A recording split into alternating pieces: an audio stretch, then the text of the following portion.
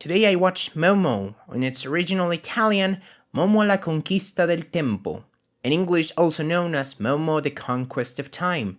I think it had a really cool concept, especially for me, a person that's really obsessed about time. Don't believe me? Well, I wake up at 5 a.m. every single day to be able to watch these films before going to the gym and having breakfast. So this whole idea of people being convinced that they're running out of time and that they need to save it in a time bank really goes with me. I probably would have fallen for the trick, because yeah, it's a trick. There are these gray men, which every one of them looks exactly the same, that are basically salesmen convincing people that they need to invest in their bank. People then will give them time and they would store it for them, except that's not true. We later learn in the film that time is represented by some sort of plants, some flowers. And what the gray people do is turn those flowers into cigars. Cigars they have to constantly be smoking in order to remain alive. And then there's this little girl, Momo, who happens to find a magical turtle that will take her to the only person in the whole existence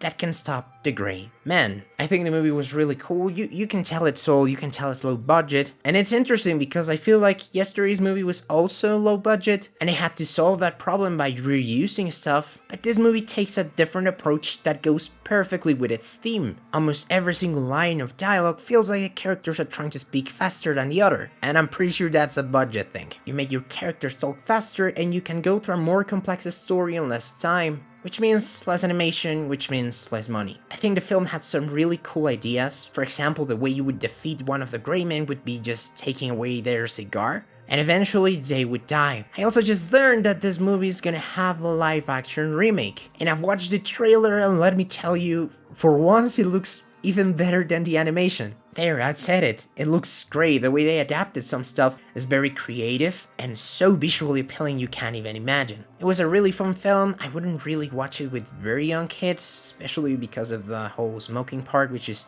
a huge part of the plot. But yeah, it was fun, it was entertaining. It's not a masterpiece, but it was great to see. From which country should I choose tomorrow's film? Let me know in the comments.